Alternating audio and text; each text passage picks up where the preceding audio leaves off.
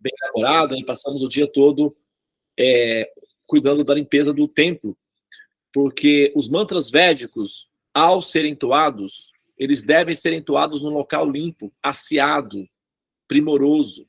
Eles não podem ser entoados num lugar impuro, num local onde haja violência ou tristeza ou depressão, por exemplo, ele não funciona. O local precisa estar com humor de vida, então ele tem que estar limpo, colorido, belo, bem arrumado, bem organizado, para que ele funcione. Então, como ontem, aparentemente, algumas interferências cósmicas, né, na relação com os mantras apareceram, nós decidimos hoje, então, fazer uma organização geral na casa para que os mantras fluam sem interferências do modo inferior da natureza, que é a escuridão. Tá bem? Conception. Vamos lá, então, ao nosso vídeo de abertura e, na sequência, nós retomamos. Sejam todos, mais uma vez, bem-vindos e aproveitem a noite dos conhecimentos védicos.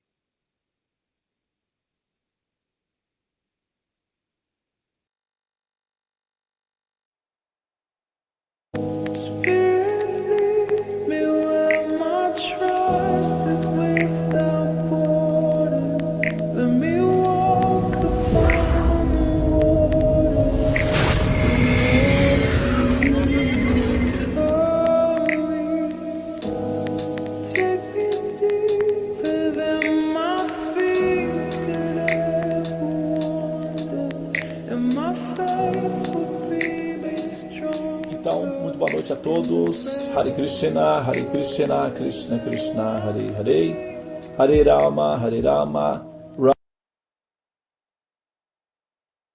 Ai, gente. Cometi um erro de novo, gente. Não foi erro técnico, não foi mesmo, foi mais mesmo, sabe? Nem sei o que dizer. Vamos lá. Vou tentar mais uma vez aqui.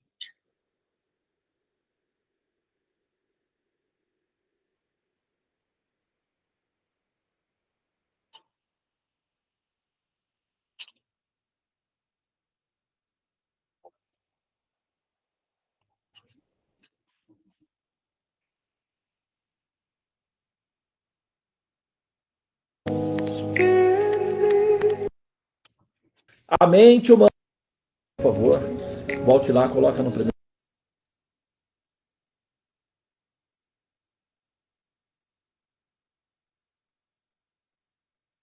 Sempre. Agora vai, se não for.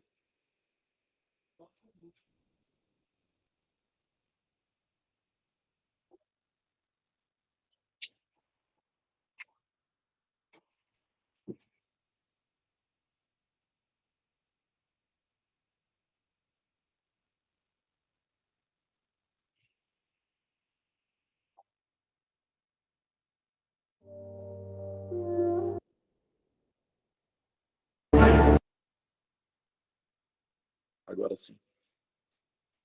Gente, então agora dessa vez vai.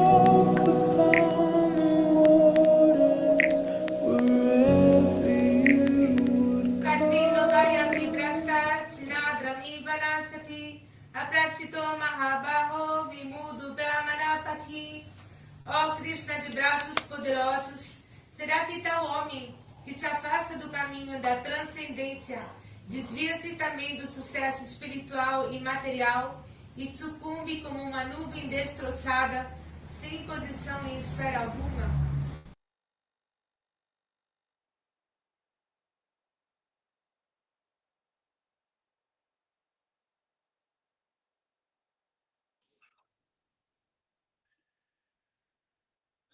Muito bem, pessoal. Nós vamos então, hoje nós vamos percorrer o capítulo 9 da Bhagavad Gita. Espero que vocês todos estejam conseguindo acompanhar, não é, a ideia, o raciocínio que nós estamos desenvolvendo aqui para poder fazer criar um mosaico racional, né, dessa pesquisa, dessa verificação que nós estamos observando, tá? Assim, do ponto de vista, considerando... Só um minutinho, pessoal. É que eu estou com uma situação aqui, só um segundo.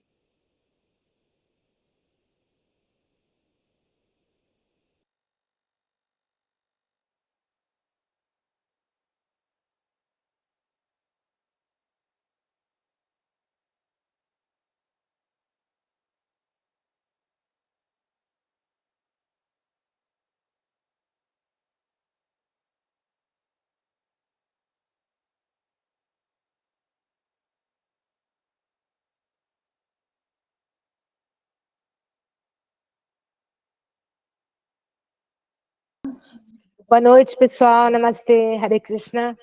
Sejam todos bem-vindos a mais uma aula. Sexta-feira, segunda semana.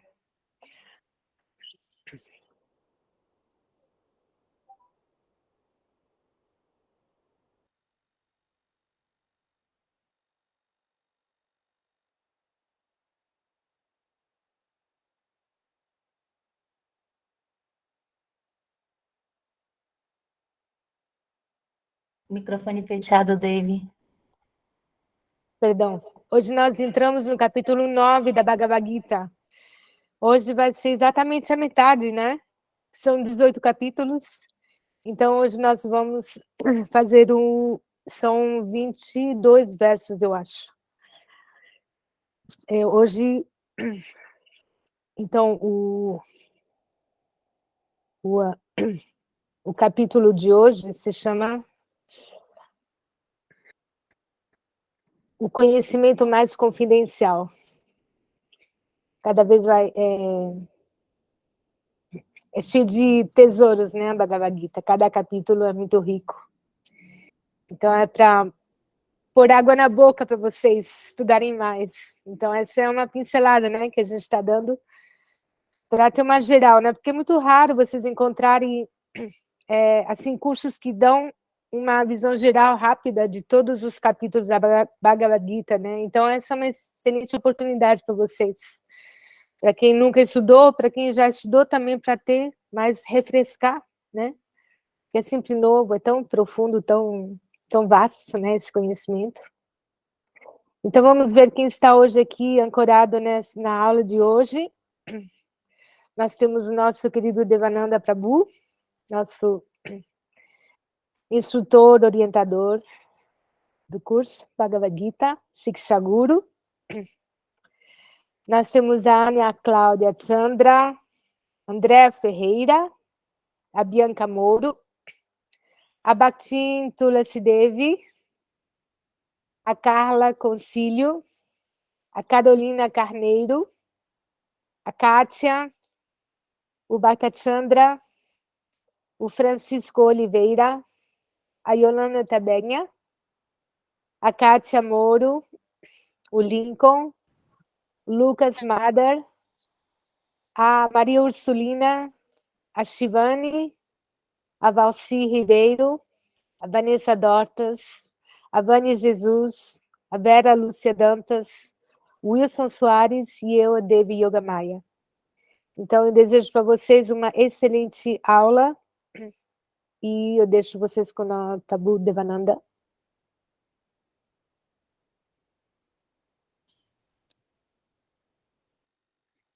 Então, pessoal, desculpa, eu estava falando aqui, interrompeu aqui para mim a gravação que eu estou fazendo aqui. Eu tive que parar para poder organizar isso daqui, tá? Vamos lá, então. Ó, eu estava dizendo para vocês é o seguinte, para nós darmos sequência aqui, o que acontece?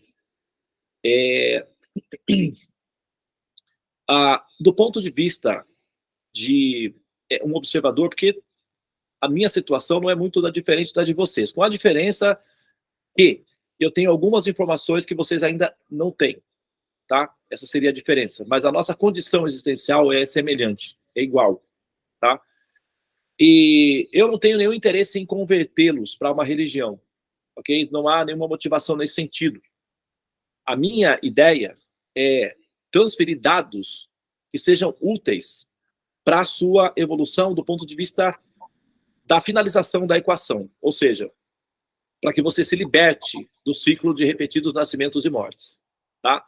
Não há vantagem nenhuma em formar uma religião ou simplesmente incentivar as pessoas para viver um processo religioso, desde que isso não esteja vinculado ao seu objetivo final, que é a cessação do ciclo de repetidos nascimentos e mortes, tá? Então, como observador, como pesquisador, como pessoa que observa, que analisa, que conjectura, que tem o direito de tomar decisões livres, felizmente, né, atualmente a gente tem essas condições teológicas de liberdade de decisão.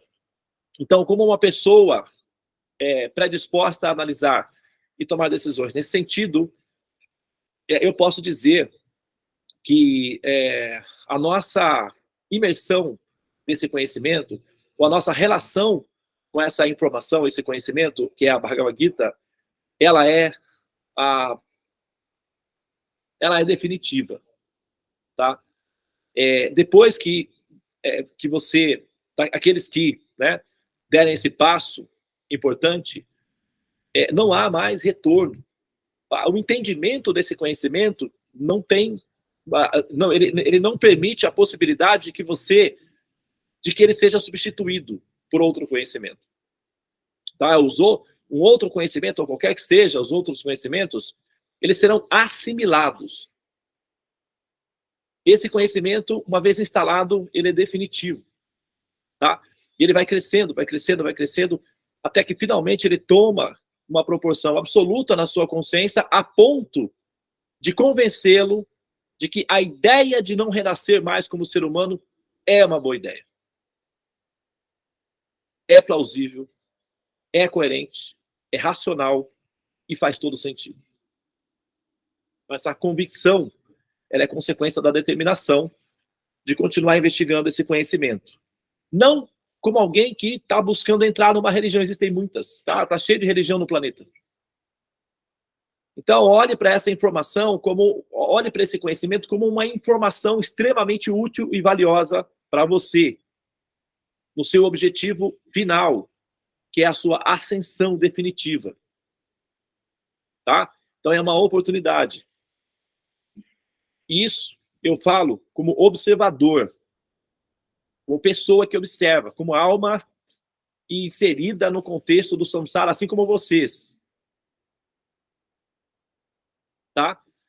E a ideia não é engrossar a fila ou engrossar uma comunidade religiosa, aumentar o número de pessoas religiosas. Essa não é a minha intenção. Literalmente, esse conhecimento está disponível para aqueles que finalmente chegaram na última etapa da forma de vida humana, que é a ascensão. Esse conhecimento é para aquelas almas que estão sendo preparadas para ascender ao céu. Não é apenas para você fazer disso uma experiência de laboratório de religião para ter muita fé de que as coisas funcionem. Não é assim. Tá? Esse conhecimento ser usado para essa finalidade é um desperdício. Então vamos aproveitar bem a nossa oportunidade aqui, porque nós não sabemos quando é que nós teremos uma nova oportunidade como essa. Porque se você parar para pensar, na verdade, o futuro não há, é agora. Então, vamos lá. Muito bem, então agora nós vamos entrar no 9º capítulo da Bhagavad Gita. Eu vou passar então com a nossa professora Devi. Hare Krishna para todos. Boa sorte. Namastê. Hare Krishna.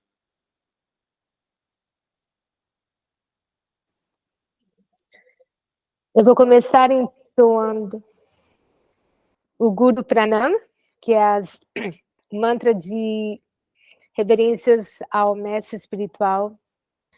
Om Agyana Timirandhasya Gyananjana Shalakaya Chakshuram Militam Yena Tasmai Shri Gurave Namaha. Om. Embora eu tenha nascido na mais escura região da ignorância, esse mundo material, na era de Kali, meu mestre espiritual abriu meus olhos com a tocha do conhecimento védico. Até o mestre espiritual eu ofereço minhas mais respeitosas reverências. Jai Gurudev, Jai Prabhupada. Hare Krishna. Eu vou compartilhar agora.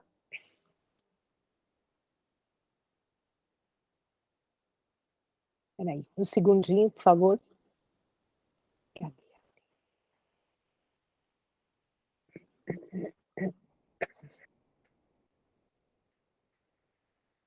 Aqui, pronto.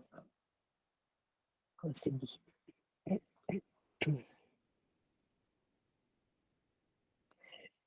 É que mudou a configuração do Google Meet, por isso eu não consegui ontem compartilhar, agora eu encontrei a solução. Então vamos lá, gente. Capítulo 9. Capítulo 9 se chama O Conhecimento Mais Confidencial. Aqui está um pequenino resumo desse capítulo. O conhecimento mais confidencial. Capítulo 9. O Senhor Krishna é a divindade suprema e o supremo objeto de adoração. A alma está eternamente relacionada com ele através do serviço devocional transcendental, que se chama Bhakti. Revivendo a devoção pura, volta-se a Krishna no reino espiritual.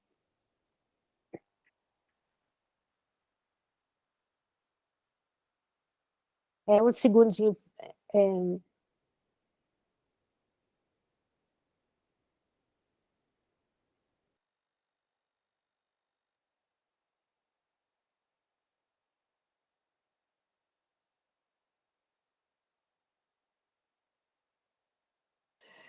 Verso 1. Shri Bhagavan Vacha Idam tutte guyatamam pravakshyasamyanusayave Gyanam Vigyana Sahitam Yagyadva Mokshase Subhat. A Suprema Personalidade de Deus disse: meu querido Arjuna, porque você nunca me inveja, eu lhe transmitirei este ensinamento e compreensão muito confidenciais.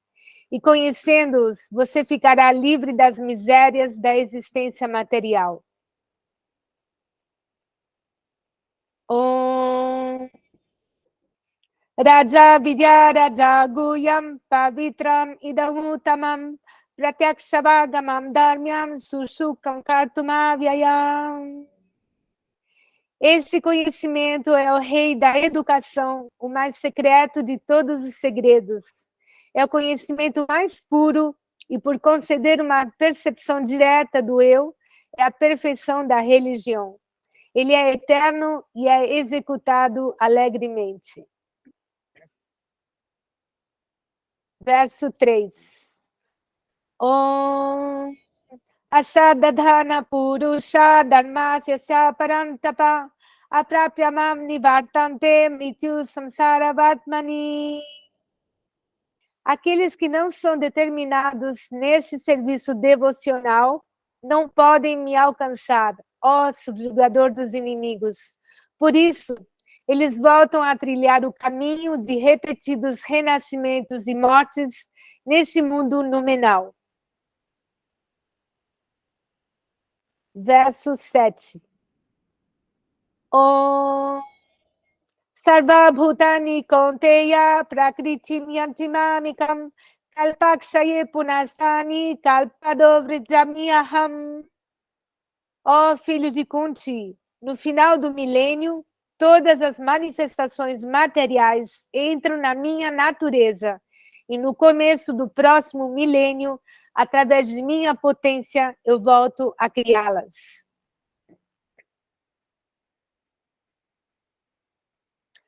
Verso 8. Om Prakritim Soma Vastabhya Vrishijami Puna Puna Bhutagramam Imam Krishnam Avasam Prakriter Vasat. A ordem cósmica inteira está sujeita a mim. Sob minha vontade, ela manifesta-se automaticamente repetidas vezes, e sob minha vontade, no final, ela é reciclada. Verso 10.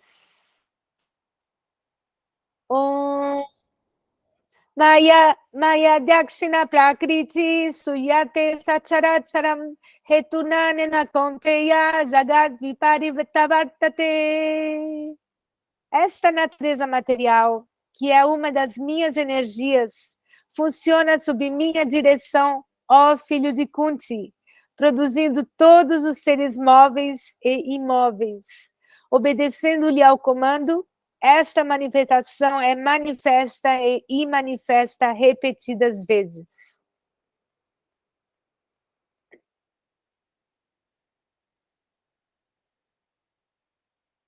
Om Abhajananti Mamudha Manushim Tanumashritam Parambhavam Madananto Mama Bhuta Maheshwaram. Os menos inteligentes zombam de mim quando venho sob a forma humana. Eles não conhecem minha natureza transcendental como o Supremo Senhor de tudo o que existe. Verso 12. Moghasa Mogha Karmano Mogha Gyana Vichetasa Rakshasim Masurim Cheva Prakritim Mohinim Shrita. Aqueles que estão assim perplexos deixam-se atrair por opiniões aversivas e letárgicas.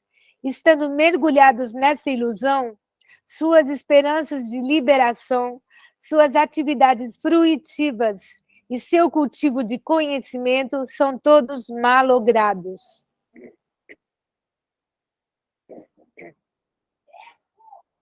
Verso 14. Satatam kirtayanto mam yatantas chadrida vrata namasyantas chamam bhaktya nitya yukta upasate. Sempre cantando minhas glórias, esforçando-se com muita determinação, prostrando-se diante de mim, estas grandes almas adoram-me perpetuamente com devoção.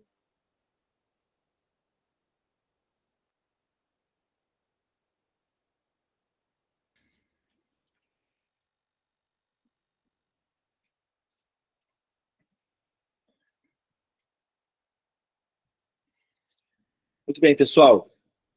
Eu separei aqui, eu pedi para você, por favor, voltar lá no verso 1 e 2, por favor. Depois vamos fazer o 7 e o 8. Olha só. Vamos pegar aqui esse verso, tá? Vamos começar aqui, vamos fazer esses dois versos, vamos dar uma pequena olhada, com um olhar mais atento para esses dois versos aí, tá? Olha só. Shri Bhagavan Vacha Idantu Teguhyat Raman Pravakshami Anasu Yave Dhyanan Jnana Sahitan Yad Gnatva Mokshayasi Asubhat. Jnana e Vijnana, né, está sendo mencionado aqui. Jnana quer dizer conhecimento, tá? Informação, conhecimento. Vijnana significa sabedoria, que é quando o conhecimento amadurece a ponto de se tornar real na vida da pessoa. Informação é quando você ouve uma coisa e fica impressionada com aquilo, fica encantada com aquilo, gosta de ouvir aquilo, ouviu falar sobre aquilo. Isso é conhecimento.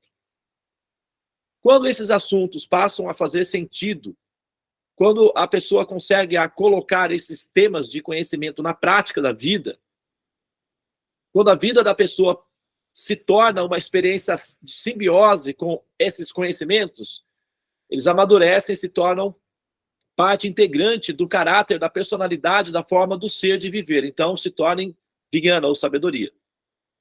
Então, isso é a diferença entre conhecimento e sabedoria. Conhecimento, as pessoas têm conhecimento, muitos conhecimentos. Hoje em dia, conhecimento é produto acessível a todos, nem sempre foi assim. Atualmente é. Porém, sabedoria ainda é um artigo raro. Tá? E a sabedoria, ela é uma característica somente daqueles que, sabe, vivenciam a experiência de praticar os conhecimentos. Tá? Então, esse é um ponto.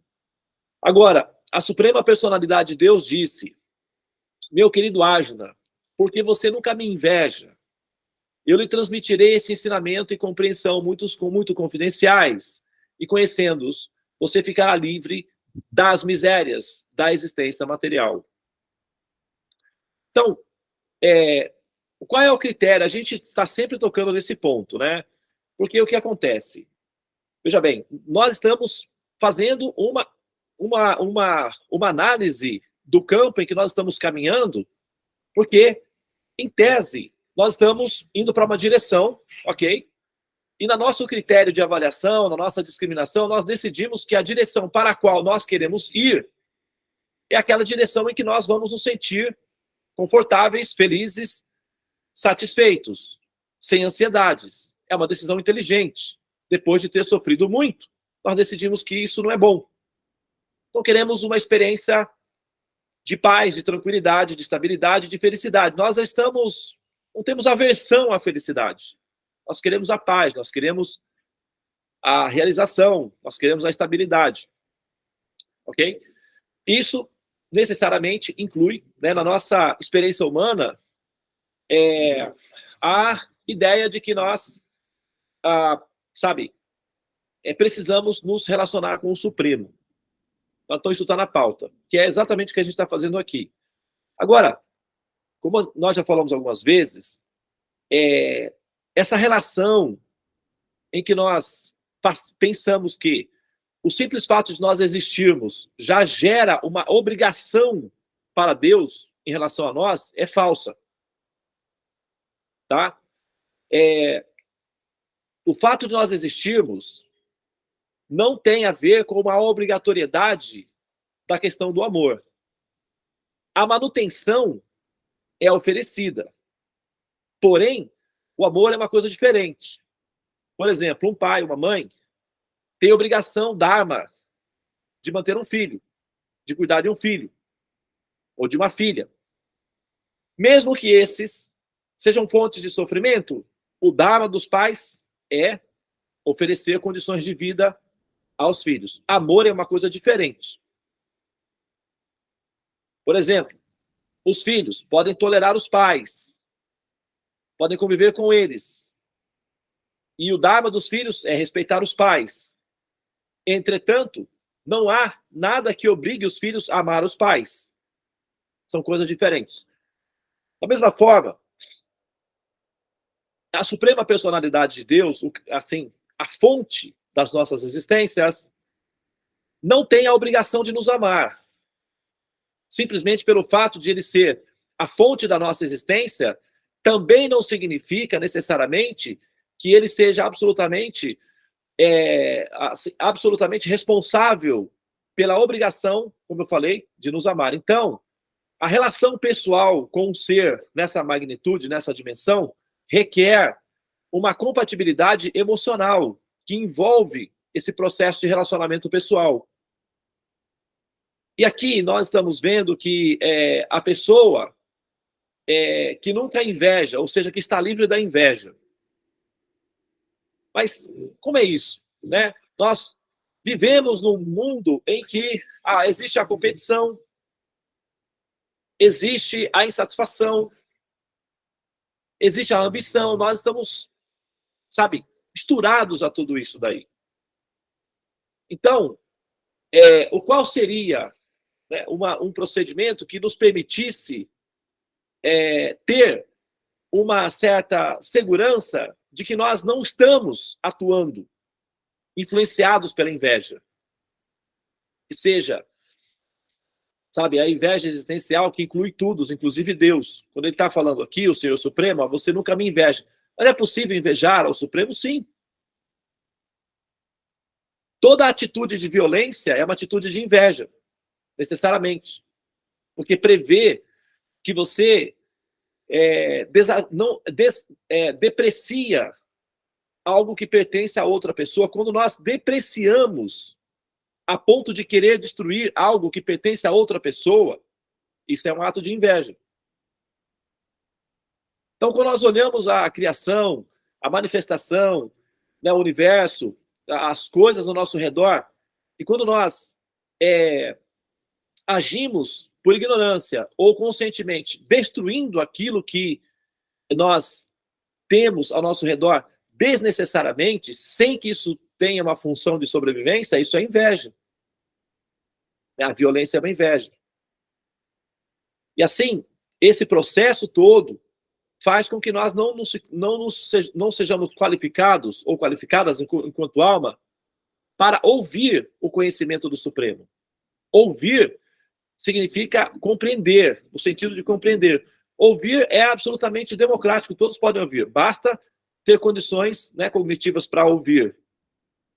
Porém, ouvir no sentido de compreender depende da dimensão em que esse ser, ou essa pessoa que pretende compreender, não tem na prerrogativa uma atitude,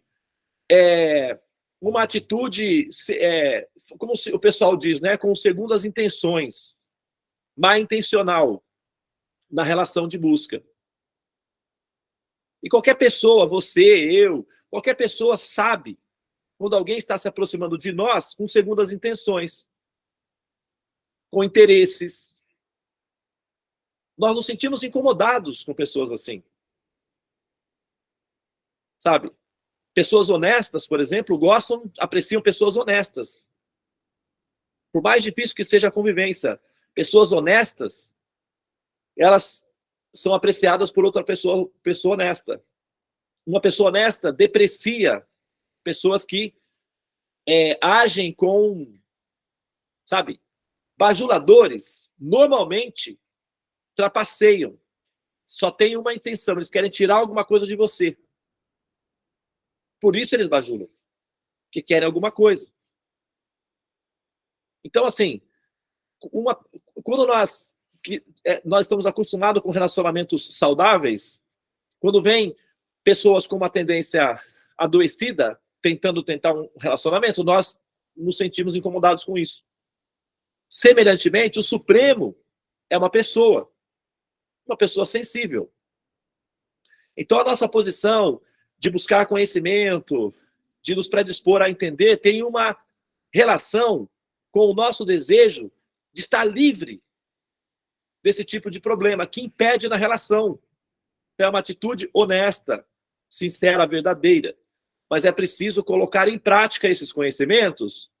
Do contrário, eles não germinam, eles não eclodem, eles não dão frutos.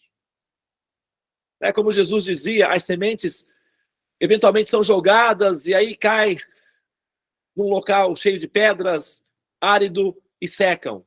Em outros locais, os pássaros comem. Em alguns locais, ela, então, germina, brota e dá frutos. Então, assim, esses conhecimentos, eles são para nós cultivarmos no coração e germinarmos esses conhecimentos, fazerem com que eles façam sentido na nossa vida. Porque, veja bem, olha só a dimensão da grandiosidade. Vamos imaginar que tudo isso fosse verdade. Vamos colocar nessa hipótese, tá? Vamos dizer que seja. Vamos só colocar como probabilidade. Vamos dizer que, por acaso, a gente, sabe, se deparou com esse conhecimento e ele é realmente verdadeiro. Não é apenas uma criação de autoajuda, não seja apenas um poema, uma composição intelectual de um grupo de pensadores exclusivos para esse propósito. Vamos imaginar que isso fosse real. Quer ver só a dimensão da importância disso? Vamos dar uma olhadinha no segundo verso. David, por favor, querida, passa para o segundo verso. Olha só, se isso for real, imaginando que essas informações, Krishna, todo esse processo não seja apenas uma aposta frustrada, e considerando que a probabilidade que seja algo real. Olha a consideração aqui, a importância disso, ó. Raja Vidya Raja Guhyan, Pavitranidhanu Taman, Pratyaksha Bhagaman Dhamyan Susukan Kartumavyayan. Este conhecimento, ele é o rei da educação. Ele é o mais secreto de todos os segredos. É o conhecimento mais puro. E por conceder uma percepção direta do eu, é a perfeição da religião, ele é eterno e é executado alegremente. Então, isso não é algo que possa ser simplesmente relativizado como mais um daqueles troféus de conhecimento que você coloca na sua prateleira para satisfazer o seu ego, ou o nosso ego, de conhecedores. Essa informação é para finalizar o seu curso de existência. Não é para a gente, sabe, fazer disso um troféu dentro do nosso contexto egocêntrico. Nós temos que olhar isso daí como uma relação de importância fundamental no nosso entendimento de existência. Chega uma hora que as coisas realmente acontecem. Chega uma hora que nós finalmente alcançamos aquilo que nós estávamos buscando. Nós, como almas, passamos centenas de milhares de vidas buscando essa informação. E finalmente nós chegamos. Agora que nós chegamos, nós temos que olhar para essa oportunidade de uma maneira consciente para não perder a chance. A forma de vida humana é muito rápida. Dura 70 anos, no máximo 100, dos quais, vamos colocar que seja 70 anos. 1/3 você passa dormindo na cama. Vamos pegar 75 anos. 25 anos você passa dormindo. Outros tanto você passa comendo. Outros tanto você passa trabalhando. Sobra uma pequena porção dela que você literalmente cultiva o refinamento do espírito. Aqueles que entendem a ciência de transformar todas as atividades em yoga ou em ligação com o absoluto, aí utilizam 24 horas do tempo disponível para exercitar o espírito, para refinar o espírito na relação com o Supremo, o Brahman, o absoluto, a suprema personalidade de Deus, e vivem em estado de yoga contínua. Mas aqueles que são inexperientes, não. Comer, dormir, defender-se, acasalar-se, gerar subprodutos, entrar em decadência e decompor-se. É o ciclo. Né? E às vezes a gente ouve dizer que os animais, eles estão sempre procurando comida, abrigo, relacionamentos sexuais, né? E uma forma de defender-se. Então, os seres humanos fazem a mesma coisa que os animais fazem, com a diferença de que nós fazemos com 4 rodas. E eles fazem com 4 patas, e às vezes sem patas nenhuma, com asa ou com, sei lá. Mas a ideia é que nós usamos a nossa forma de vida humana raríssima para fazer exatamente, somente aquilo que os animais fazem de uma maneira sofisticada. E aí morremos como animais. E voltamos ao ciclo do reino animal. Porque os seres humanos são animais racionais, do ponto de vista biológico. Mas eles fazem as mesmas coisas que os animais fazem. E o nosso destino não é viver nas mesmas condições que os animais. Nós somos almas. E o nosso destino é viver como almas, entre almas liberadas. A nossa condição atual é de alma condicionada ao corpo. Nós acreditamos que somos o corpo, acreditamos que somos seres humanos e acreditamos que isso é tudo que nós temos. Essa é a nossa ignorância. Por isso nós continuamos renascendo. Essas informações que estão sendo oferecidas é para limpar a nossa mente dessa falsa concepção de vida e para permitir com que nós finalmente alcancemos a determinação resoluta de superar essa ignorância e finalmente ascender aos céus, que é um destino da alma. Não é uma grande maravilha. Não é uma coisa espantosa. Não é algo assim sobrenatural. É algo previsível. Assim como é previsível que um bebê, um feto, um embrião deverá sair do útero aproximadamente em 9 meses, no ciclo natural, isso é previsível. Semelhantemente, aqueles que têm visão transcendental podem prever que o destino da alma é ascender, é sair desse útero, que é chamado mundo material. Isso é previsível. Do ponto de vista daqueles que têm conhecimento e sabedoria, isso é previsível. Não é uma maravilha, não é algo espetacular. É algo corriqueiro. Isso tem que estar na nossa pauta, porque esse é o nosso destino. Se você não colocar na sua pauta esse destino, você vai viver de forma circular.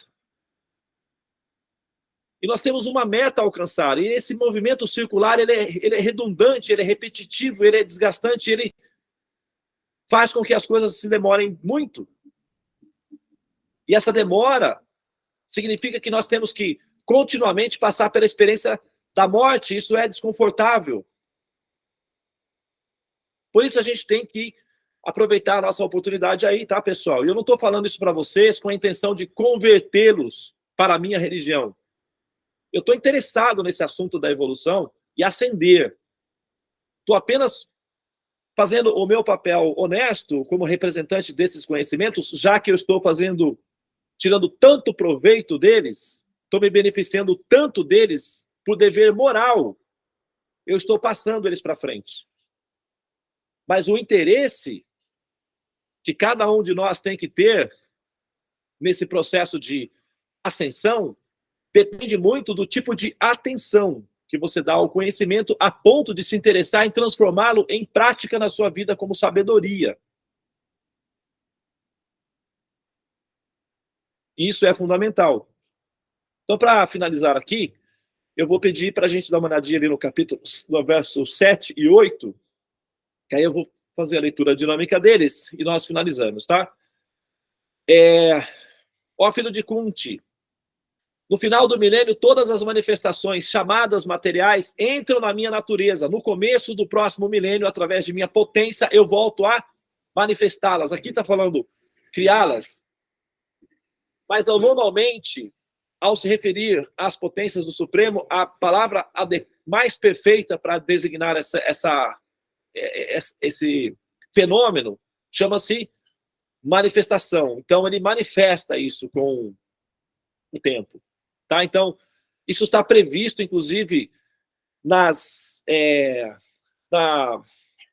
sistema de Sankhya Yoga, que é o método científico, ou a indução científica, a investigação científica, nas previsões das leis da relatividade geral, bem como nas...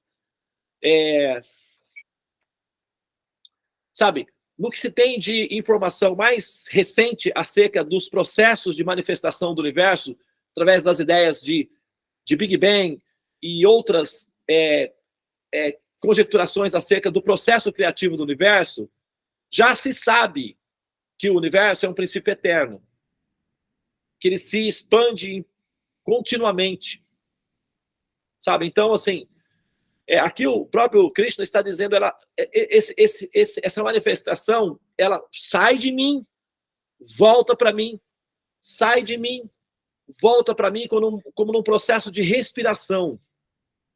Se vocês olharem no documentário chamado Cosmos, eu já mencionei isso aqui, do Carl Sagan, ele menciona que, de todas as explicações de religião, que são tentativas de explicar a criação, a que mais se aproxima, está perfeitamente compatível com as nossas observações astronômicas e físicas, é a explicação védica de expansão e contração do universo. Combina perfeitamente com as nossas observações. Ele mesmo falou isso daí. E o Carl Sagan era, teoricamente, um ateu. Então, Krishna está dizendo exatamente isso aqui nesse verso. Quer ver o próximo verso, o 8?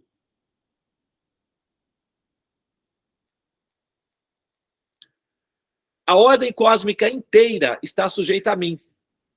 Sob minha vontade, ela manifesta-se automaticamente, repetidas vezes. Sob minha vontade, no final, ela é reciclada. A metáfora que se dá para explicar esse fenômeno é a metáfora da aranha. A aranha, ela cria aquele fiozinho, aquela teia, e depois essa teia sai de dentro dela. Depois ela recolhe essa teia para dentro dela novamente. Então, semelhantemente, o absoluto, ele expande infinitos universos, não é apenas um. Tá? Ele está falando de um aqui, porque ele está falando com o Arjuna que está em um, mas são infinitos. Tá? As escrituras védicas falam de uma infinitude de universos. É a única escritura no planeta que fala de multiversos há 5.000 anos. Isso é uma previsão da teoria de cordas atual, que é a explicação mais convincente no campo da ciência, acerca dos processos de observação do nosso universo, com base nas ideias de universo inflacionário, teoria de cordas, etc., é o que mais se aproxima. Nenhuma conjectura ou paradigma dentro do planeta apresenta de maneira convincente, né, a composição do universo em termos de multiversos. Isso já estava bem definido nos conhecimentos védicos há centenas de anos atrás, o que tem sido constatado pela observação científica nos dias atuais. Isso significa o quê? Só significa que essa informação é segura.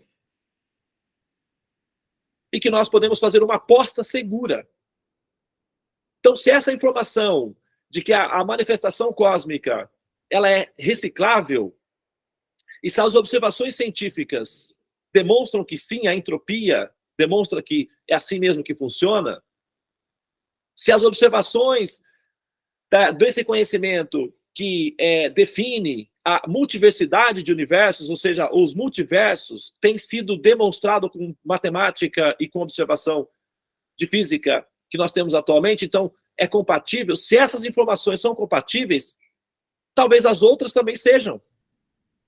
E uma delas é que Krishna está dizendo que aqueles que são determinados em se conectar a mim, virão a mim na minha morada suprema e jamais retornarão a renascer nesse mundo de mortos. Então, se essa informação, que ela combina com as informações da ciência, são plausíveis, então dá para fazer uma aposta relativamente segura de que quando o Krishna diz que eles virão a mim, ele não está simplesmente jogando com palavras ou que essa informação seja apenas aleatórias. Ok? Muito bem, então agora nós vamos prosseguir Devi, querida, por favor, podemos seguir?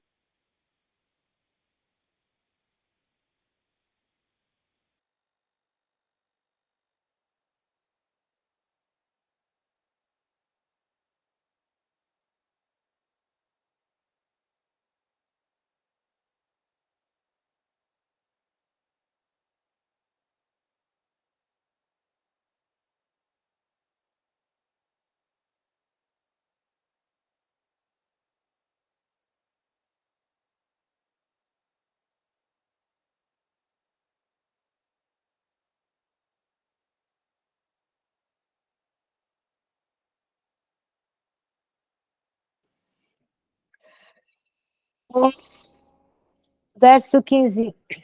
Gyana yagena chapyanye yajantomamupesate ekadvena pritakvena bahuda vishvato mukam.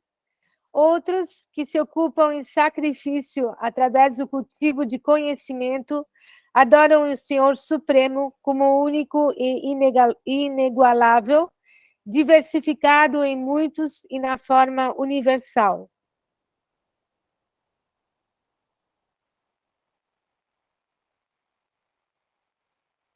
Verso 17. Pita hamasya jagato mata dhata pitamaha vidyam pavitram omkara riksa maya jurevacha. Eu sou o pai deste universo, a mãe, o sustentáculo e o avô. Sou objeto do conhecimento, o purificador e a sílaba Om. Também sou o Rik, Sama e o Ajurvedas. Verso 18. Gatir Bata Prabhu Shakshi Nivasa Sharanam Surit Prabhava Pralayastanam Nidhanam Bijamavyayam. Eu sou a meta, o sustentador, o Senhor, a testemunha, a morada, o refúgio e o amigo mais querido. Sou a criação e a aniquilação, a base de tudo, o lugar onde se descansa e a semente eterna.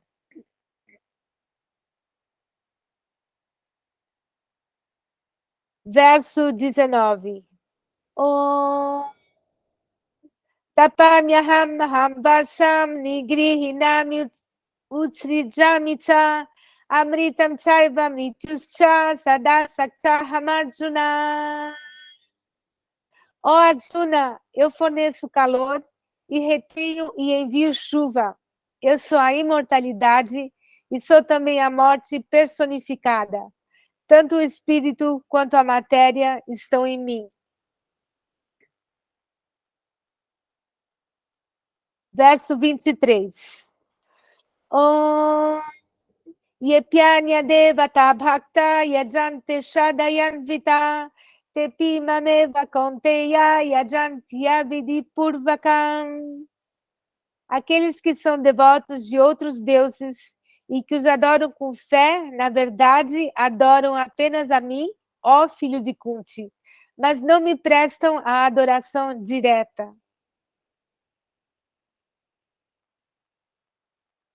Verso 25.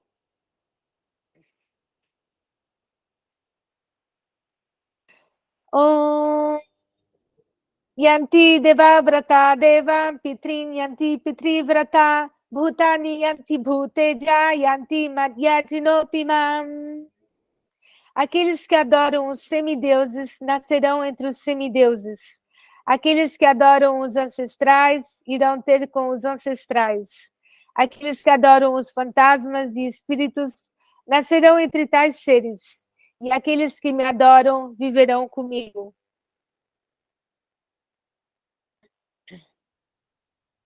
Este verso é muito conhecido. Aliás, ontem a canção foi sobre esse verso. Verso 26.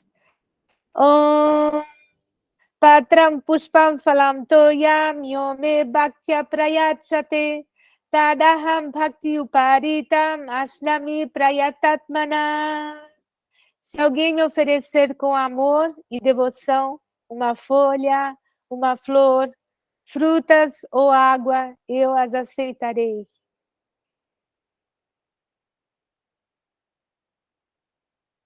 Verso 27. Om Yat Karoshi Yadashnasi Yadruhosi Dadasi Yat Yatapasyasi Kaunteya Tat Kuruswa Arpanam.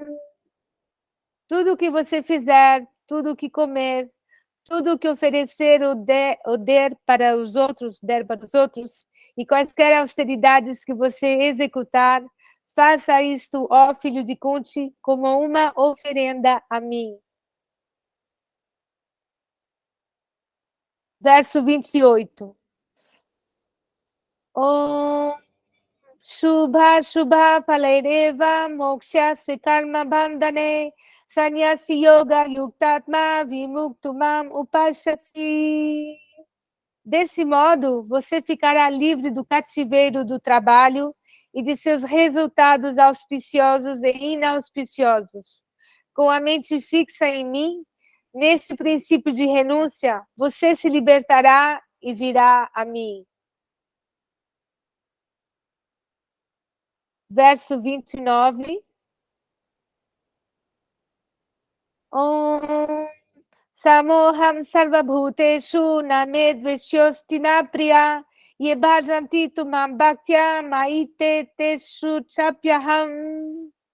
Não invejo ninguém, nem tampouco sou parcial com alguém.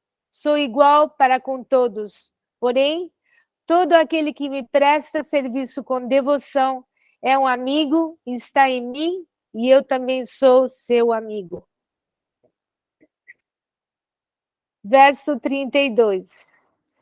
Om Mahipartabhya Pashritya Ye Pishu Papayonaya Striyo Veshastatha Shudras Tipiyanti Parangatim. Ó filho de Prita, todos os que se refugiam em mim, mesmo que sejam de nascimento inferior, ou as mulheres, os Vaishyas, comerciantes, ou os Shudras, trabalhadores braçais, podem alcançar o destino supremo. Só tem mais um verso.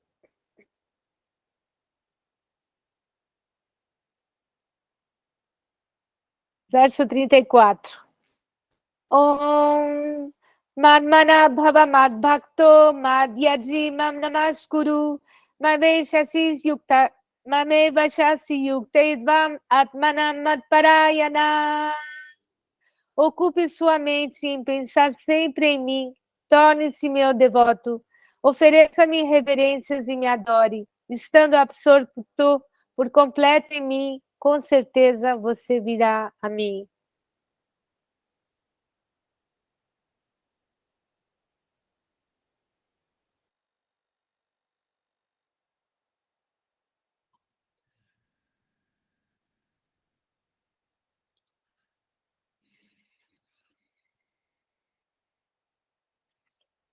Muito bem. Está criado aí a polêmica, hein? David, que história é essa daí, David? Como é que você... Vocês ouviram, gente, o verso 33, vocês 32... Peraí, como é que é mesmo esse verso aí, David? Vocês prestaram atenção nesse verso? Meninas? Tem mulheres na sala? Ó filho de Prita, todos os que se refugiam em mim, mesmo que sejam de nascimento inferior, ou as mulheres, os comerciantes ou os trabalhadores braçais, podem alcançar o destino supremo. Como é isso, Devananda Prabhu? Explica aí pra gente. Deixa eu até me ajeitar aqui, porque depois dessa daí eu até... As mulheres... Olha só, olha esse verso aqui. Ele está dizendo o seguinte: pega aquele verso, David, aquele outro verso do próximo capítulo, tá? Aquele lá nós temos o capítulo 9, capítulo 10, que fala das qualidades das mulheres. Vai lá, seleciona, pega depois ele traz aquele verso de volta, porque a gente vai ter que resolver isso daí, tá? Olha só. Aqui está dizendo o seguinte, ó filho de Prita, todos os que se refugiam em mim, mesmo que sejam de nascimento inferior, ou as mulheres, tá? Os Vaishyas aqui são os comerciantes, né? Shudras, trabalhadores, braçais, podem alcançar o destino supremo. Tá, então,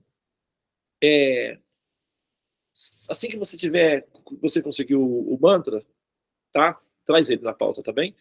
Vamos fazer o seguinte, olha só, eu quero falar antes, vamos deixar isso daqui para já já. Eu quero aproveitar aqui só para a gente finalizar aqui a nossa, né, a nossa dissertação. Depois a gente vai voltar nesse assunto do tema das mulheres, tá? É um tema bastante polêmico, né? Que normalmente é trazido na pauta. E aqui está sendo colocado que as pessoas de nascimento inferior ou as mulheres, como está sendo falado no mantra aqui. Então, esse assunto ele é muito trazido na pauta para ser discutido. Tá? E nós vamos também colocar a proposição aqui, tá bem? Eu vou voltar nele já já. Só queria finalizar aqui com esses dois versos. Olha, desse modo você ficará livre do cativeiro do trabalho, né? Verso 28. Subha subha phalai evan mokshase karma bandhana sannyasa yoga uktatma vimukto mam upayashyasi. Desse modo você ficará livre do cativeiro do trabalho e de seus resultados auspiciosos e inauspiciosos, ou seja, do karma. Você ficará livre do karma. Com a mente fixa em mim, desse princípio de renúncia, você se libertará e virá a mim. De novo, aquela informação. Tá? A informação aqui é que, praticando Bhakti Yoga, dedicando-se à pessoa, Krishna, ele está se responsabilizando de que, no nosso movimento, o resultado consequente, o resultado final, será que nós, impreterivelmente, alcançaremos o Supremo. Ok? Agora, é claro que a gente vai observar, o que nós estamos fazendo é checar se essas informações, se isso procede ou não, se é plausível ou não. Isso é o que nós estamos fazendo. Gente, hoje é sexta-feira, né? Testosterona está em alta. Você vê que, né, os barulhos de motos e carros, os roncos dos motores, esse cara sou eu, né? O pessoal tá aí que tá. Afinal de contas, a humanidade tem que continuar, né? E a testosterona tá que tá. Então, o barulho também tá aqui bem forte para vocês. Então, vamos tolerar um pouco aí, tá, pessoal? Que a molecada tá pensando em continuar com a humanidade, então vamos ter que tolerar os roncos de motores, porque pelo menos fica garantido que a humanidade vai progredir, vai continuar, né? Agora o verso 29. Eu não invejo ninguém, né? Samohan sabhuteshu name dvishu arsi napriya ye bhajanti tu man bhaktya maite teshu chapyaham. Eu não invejo ninguém, nem tampouco sou parcial com alguém. Aqui novamente, olha, eu não me sinto obrigado a amar ninguém, tampouco alguém tem a obrigação de me amar. Tá? Eu não sou parcial com ninguém. Porém, ok, todo aquele que me presta serviço com amor e devoção é um amigo, eu considero uma pessoa amiga, eu não tenho como negligenciar essa pessoa, simplesmente. Aquele que conquista, não é, o meu coração, naturalmente me controla, então eu não consigo simplesmente fazer de conta que essa pessoa não existe mais. Né? Então, e essa pessoa está em mim, e eu também sou um amigo para essa pessoa. Ok? Pessoal, eu vou pedir só um segundinho, tá? Aqui, vou dar uma pausa.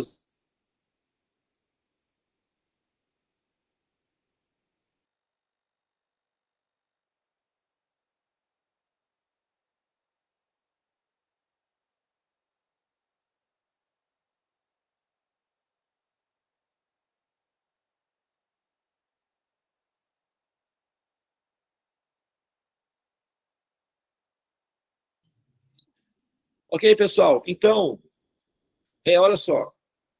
A gente já tem aí, tá, dados suficientes Por que esse capítulo é tão importante? Porque esse capítulo é uma provocação. Krishna está gerando aqui uma provocação. Olha, vem para mim, dedique-se a mim.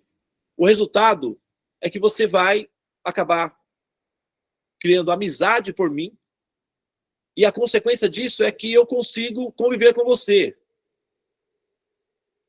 E se houver essa relação de convivência, eu tenho como te receber no meu ambiente, o que vai ser muito melhor para você. E por que eu faria isso? Por compaixão, por ternura, por amor. E no nosso caso, a decisão, né, tem a ver com o nosso livre-arbítrio, mas estudar as escrituras védicas, ouvir constantemente essas informações, esse apelo, esse chamado, essa provocação, essa invocação, essa sugestão, nos dá mais condições de termos capacidade para fazer essa decisão um ato consciente e definitivo. Agora vamos voltar lá na questão das mulheres.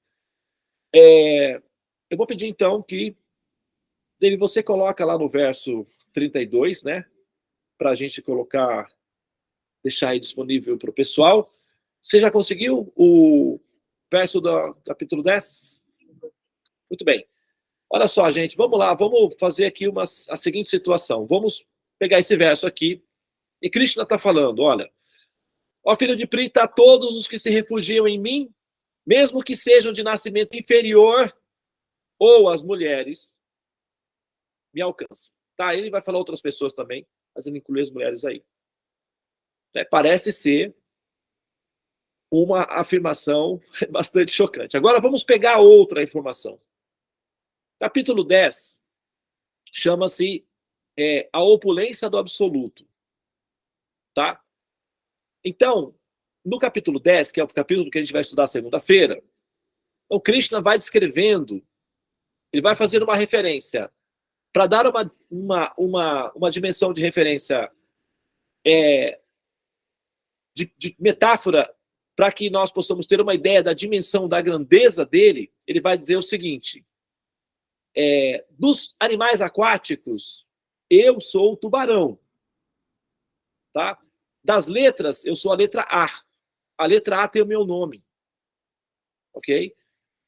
Dos montes, das montanhas, dos picos altos, eu sou o Monte Meru, que é uma montanha que tem num planeta aí que dá tipo uns 10 Everestes, mais ou menos assim, tá? Mas a gente pode colocar, vamos para facilitar a nossa vida aqui, vamos dizer que ele tenha falado Everest, que é a nossa referência de grandeza.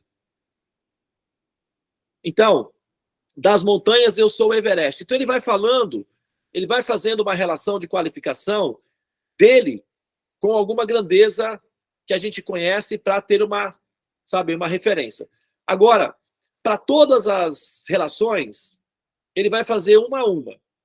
Tá? Das montanhas, eu sou o Everest. Dos animais aquáticos, eu sou o tubarão. Das letras, eu sou o A. Agora, quando ele chega... Então, é um para um. É um a um. Sempre é um a um. Um a um. Dos sábios, eu sou o Brigo. Da inteligência, eu sou... Dos inteligentes, eu sou a inteligência. Sempre um para um. Um a um. Agora, quando ele chega nas mulheres, quando ele fala, e das mulheres, o que eu sou? Vamos ver o que ele fala. A Devi vai ler para você. Eu sei que a sala está repleta de mulheres, tá? Então, vamos lá, Devi. Esse é o verso 34 do capítulo 10. Entre as mulheres, sou a fama, a fortuna, a linguagem afável, a memória, a inteligência, a firmeza e a paciência. Ok? Vamos de novo agora, pausadamente. Vamos listar cada qualidade. Vamos numerar as qualidades. Vai. A fama, a fortuna, a linguagem afável, a memória, a inteligência, a firmeza e a paciência. 7 a 1. Tá? Então, quando ele vai falar das referências de qualidades que existem nas mulheres, para fazer uma referência dele, ele apresenta 7 itens. 7 itens. Para nenhuma outra referência, ele apresenta uma quantidade de itens tão exorbitante quanto essa. Ele apresenta 7 itens, tá? Então, é mais ou menos aqueles ecocardiogramas, né, que tá assim, né, tem um movimentozinho, e de repente, quando tem alguma coisa errada ali, ele vai e altera a sua função, ou como um sismógrafo, que está funcionando normalmente, de repente... Né? Então, quando ele chega, ele está retilíneo, ele está estável, quando ele chega para descrever as qualidades das mulheres, então ele... E depois ele volta de novo e fica no normal, de 1 para 1, de 1 para 1, de 1 para 1. Então, o que quer dizer isso daí? Veja bem, se a gente pegar esse verso aqui, eu puxei esse assunto pelo seguinte motivo.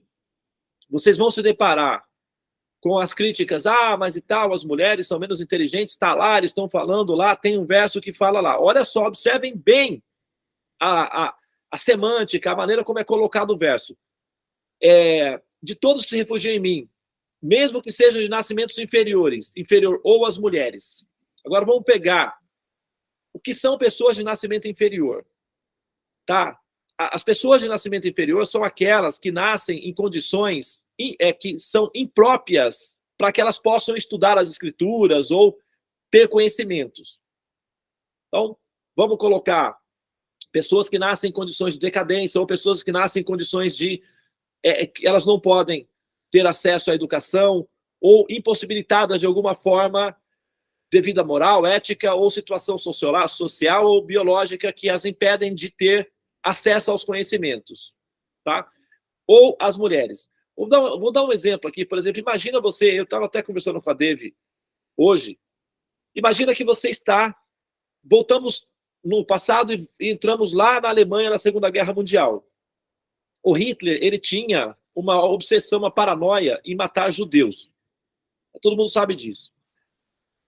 Só que o que acontece é o seguinte, não eram apenas os judeus que iam para os campos de concentração. Também tinha as questões dos inimigos políticos, mas ciganos iam para os campos de concentração, eles eram mortos. Os testemunhas de Jeová, né? Gays, homossexuais, também eles iam para os campos de concentração e eram mortos, bem como também, eventualmente, pessoas com deficiências físicas. Tá? Então, a questão da paranoia do Hitler em relação aos judeus era pontual. Só que outras pessoas que não eram necessariamente judeus também entravam no pacote, embora fossem pessoas de outras realidades. Por exemplo, os testemunhos de Jeová, como por exemplo, eles eram cristãos. Mas ainda assim, eles entravam na questão de serem levados aos campos de concentração, porque eles não participavam de guerras.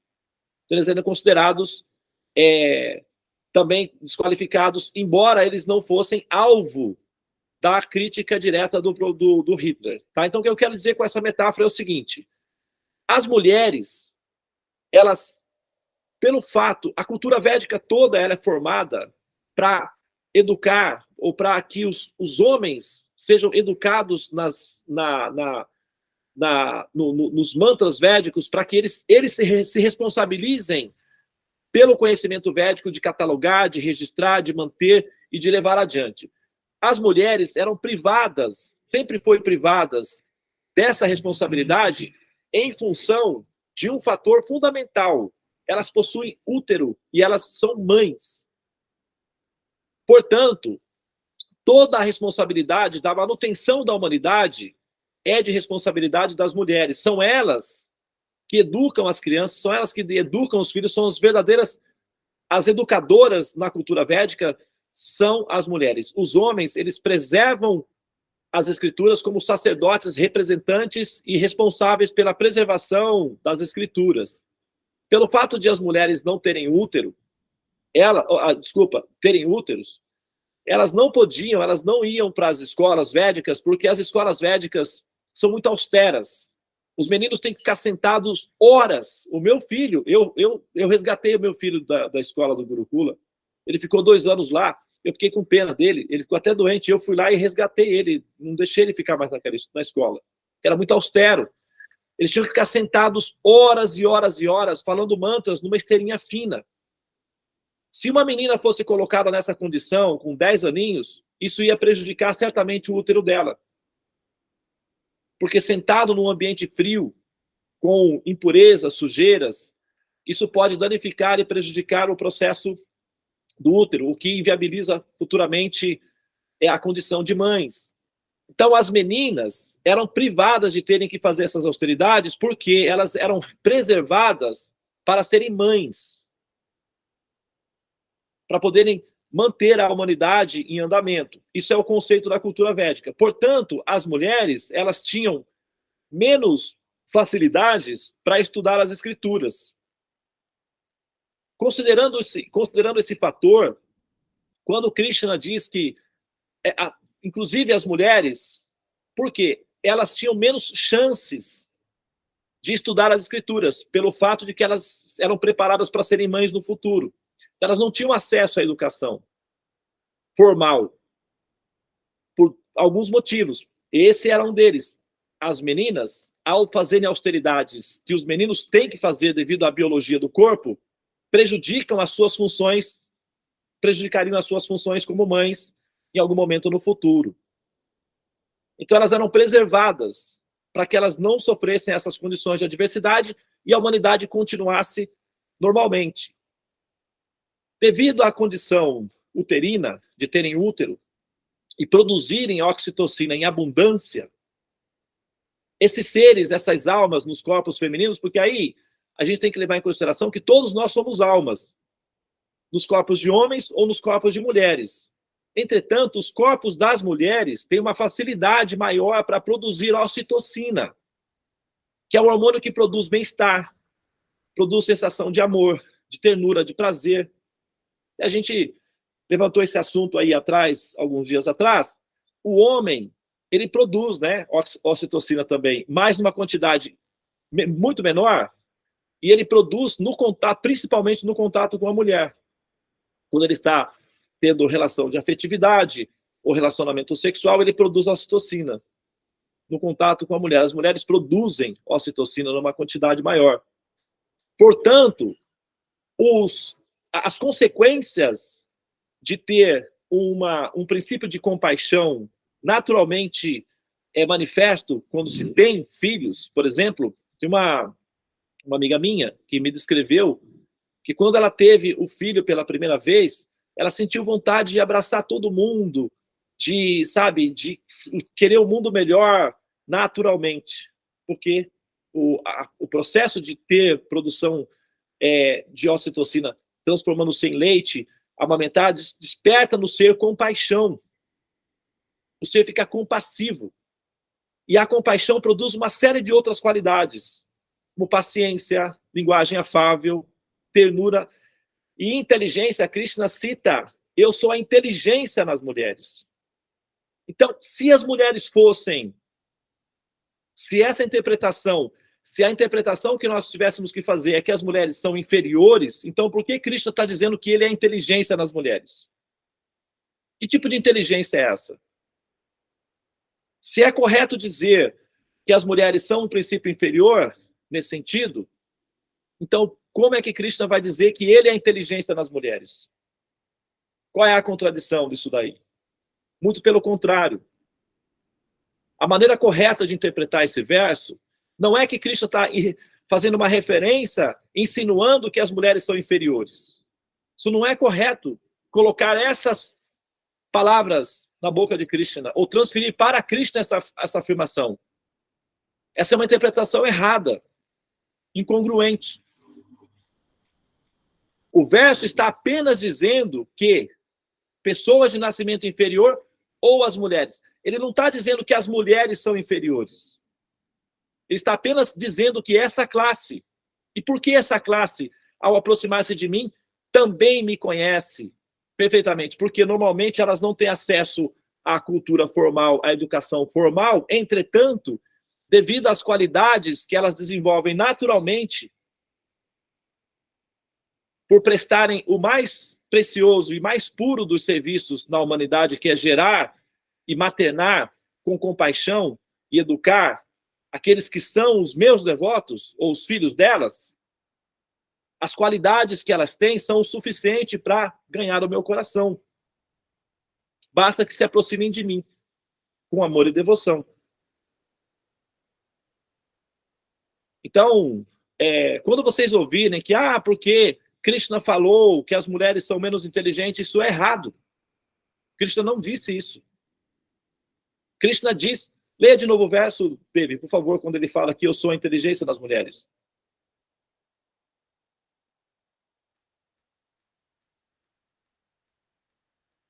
Devi? Oi? Leia novamente, por favor, o verso que fala da inteligência das mulheres. Então, aqui o verso 34. Entre as mulheres sou a fama, a fortuna, a linguagem afável, a memória, a inteligência, a firmeza e a paciência. Olha só. Então, se Krishna tivesse a intenção de dizer que as mulheres são inferiores, o que ele diria que ele é a inteligência das mulheres? Então ele também é inferior a isso? A inteligência dele é inferior a isso? Se ele está dizendo que ele é a inteligência das mulheres, que tipo de inteligência elas têm? A inteligência superior. E qual? Compaixão. Mas Devananda, eu conheço algumas mulheres. Gente, peraí. O Krishna está falando de um princípio, de uma classe. É claro que a gente vai encontrar pessoas desqualificadas, mas, de um modo geral, as mulheres são mães em potencial. Então, logo esses seres se tornam mães, essa inteligência superior, que é a compaixão, e a compaixão é o resultado do estudo das Escrituras de maneira sistemática e bem feita, o ser fica compassivo. O ser feminino, ao se tornar mãe, já manifesta esse princípio superior, que é a compaixão. Além do mais, a natureza feminina, ela é muito mais adaptada a expressar amor, que é o resultado final de todo o exercício intelectual de busca de conhecimento e de prática dos ensinamentos superiores das Escrituras. Então, esse tipo de inteligência, que é a inteligência superior, como nós falamos ontem na aula, que o resultado final da evolução é o ser se tornar um ser maternal. Todos os seres que evoluem se tornam seres maternais. Então, eles desenvolvem uma inteligência feminina, que é a inteligência superior. Tá? Então, tenham muito cuidado com o que vocês ouvem por aí, que Krishna falou que as mulheres é menos inteligente. Não falou isso. Ele só disse que, embora elas estejam numa situação desfavorável, que é o que está sendo sugerido aqui, ainda assim, ao aproximarem-se de mim, desenvolvem amor por mim e vem a mim. Qualquer ser que desenvolve essa qualidade de aproximar-se sinceramente de mim sem inveja, virá a mim. Mesmo aqueles que não têm uma condição tão favorável quanto aqueles que estão disponíveis para estudar as Escrituras, a dedicarem-se como sacerdotes. Então, mais uma vez, para finalizar aqui a minha fala, o entendimento de Krishna não é um privilégio meu. Não é o fato de eu ter sido monge 10 anos, me dedicado ao conhecimento védico, que a compreensão e a apreensão de Krishna seja um privilégio meu. Não é. Ele está dizendo aqui que não é privilégio só do Devananda que estuda as Escrituras. Qualquer pessoa que se aproximar de mim com amor e devoção, me conquista. Agora, é claro que ter uma pessoa assim, como eu, que tem algumas informações disponíveis, ajuda.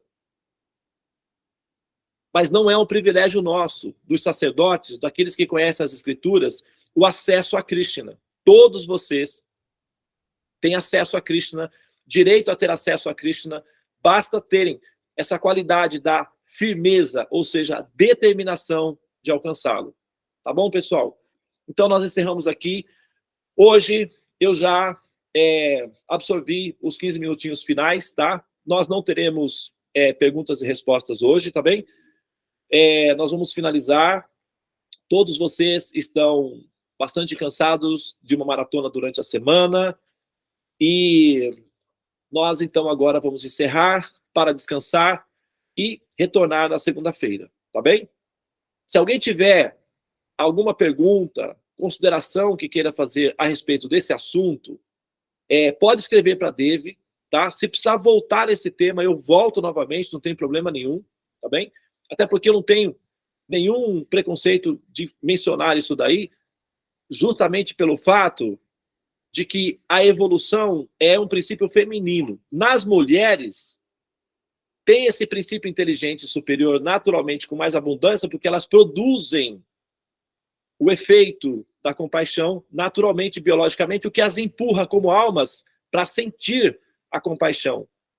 Ou o sentimento de afetividade, de acolhimento, o sentimento maternal, que é o que o mundo precisa para ter mais paz. Porém, não é necessariamente um monopólio das mulheres, evidentemente, essa qualidade. Qualquer ser que evolui, tem. Mas ela está muito presente.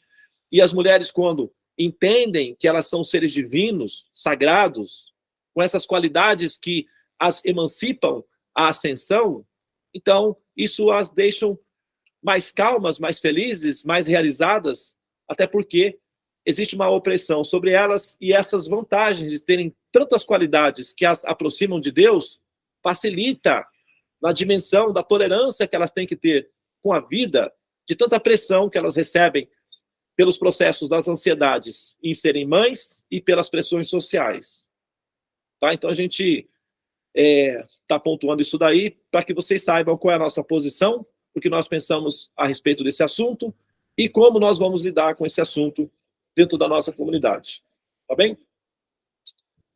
Muito bem, então, eu acho que nós podemos tirar a foto, é isso? Para nós encerrarmos hoje, né?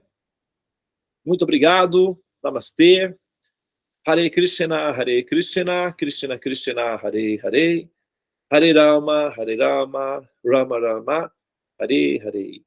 Com a energia suprema, amor divino, desperta-me, ó Mahamantra, libertador do ser, eleva-me, envolve-me, protege-me. Hare Krishna. Namastê. Shanti.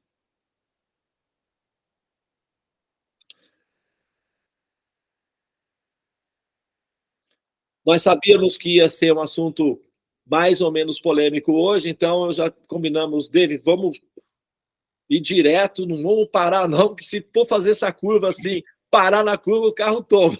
Vamos direto, depois a gente vê o que vai acontecer e a gente volta se precisar, não tem problema nenhum. Mas hoje não dá para a gente prosseguir, tá, pessoal? Vamos descansar um pouquinho, né? A gente trabalhou bastante durante essa semana, então agora chegou momento sagrado do descanso dos guerreiros, tá? Vamos à foto, então. Tulasi. Oi. Pois vamos à foto. Então, pessoal, vamos brotar esse jardim aí de flores perfumadas. Isso. Dá uma olhadinha para o que que você acha aí? Eu acho maravilhoso, eu estou encantado com isso, eu estou aqui em êxtase. Então, vamos lá, pessoal. Em 1, 2, 3, o sorriso. Hare Krishna. Hare Krishna. Pronto, foi. Tchau, tchau para todos. A distância faz o coração mais carinhoso. Fiquem com saudades. A gente se vê segunda-feira. Tchau, boa noite. Tchau, boa noite. Pranams, Prabhu, Devi. Boa Pranams. Boa noite, muito obrigada. Boa noite, um beijinho quente no coração de cada um. Obrigada. Tchau.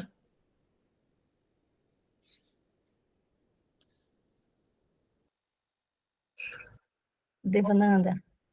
Aí nós temos reunião amanhã, não é isso? Então, eu acabei... Nossa reunião está marcada para que horas amanhã? Após o Mahamantra. Tá. Após o Mahamantra vai ser que horas? Que Então, mais ou menos 8h15, por aí, não é isso?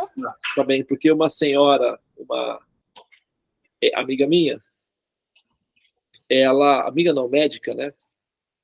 É,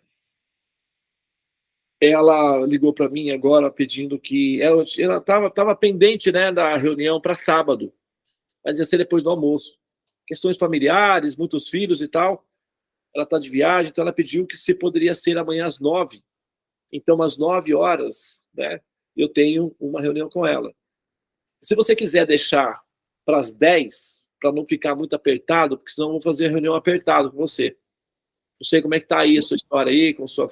Né? Amanhã é aniversário da Valentina, e vai ser almoço lá.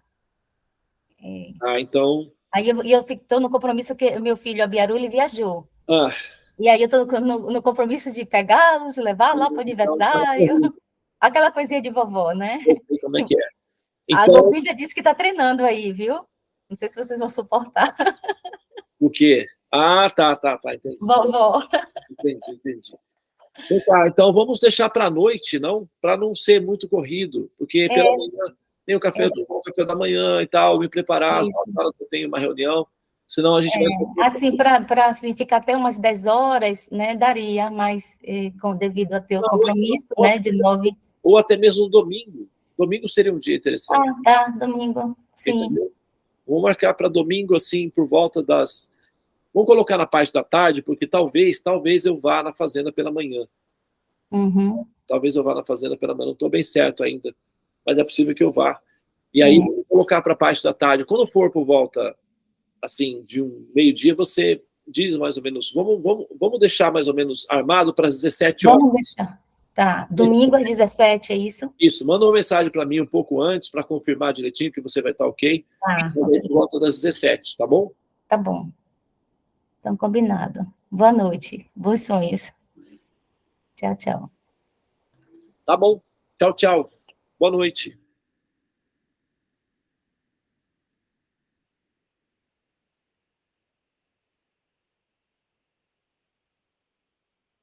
Eu tô cansado, beijo.